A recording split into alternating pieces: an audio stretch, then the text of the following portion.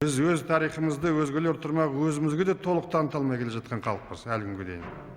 Сондықтан мен айтам, биылғы ең болмаса студенттерімізді пайдаланып, осы қазақтың кең даласындағы әр ауылдың үстіндегі төбешік неге солай деп аталды? Мынау ағып жатқан кішкентай өзеннің аты неге осылай? Осы жердегі әлгі еске түсіп жүрген батырлар, ата-бабаның аты неге, неліктен аталған, қандай ерлік жасады?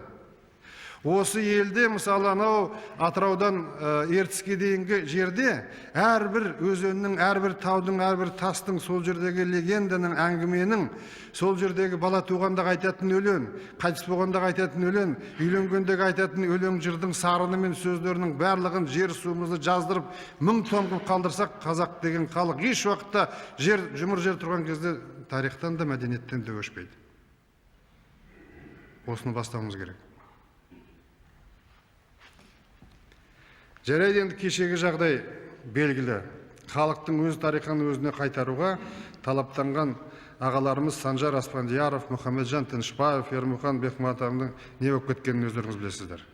Сол халқымның тарихын танытам деген үшін шәйіт болды бәрі. Соны көрген басқа тарихшылар шындықты жазудан басқаны бас тартты. Қазақ СССР тарихының қолжазбасын ғылым академия жазған кезде алдыменен ЦК-ның идеология бөлімінен өткізіп барып, сол жерде сүзіп, түзіп, күзіп, соның кейін барып. Ал енді қазір шүкір ғой, мүлде басқаша ғой өмірі. Ойдың шідері алынды, архивтер ашылды, құпия фактыларға зерттеуге мүмкіншілік бар. Алаңдайтын ештеңе жоқ. Жазыңыздар, жариялаңыздар деп отырмыз. Шын жақсы болса шетел тілдерін, әсіресе ағылшын тілін аударуға да ойластырайық ол мәселелерді.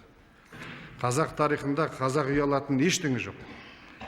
Біз бірде-бір соғыс өртін бастаған халық емеспіз дүниеде.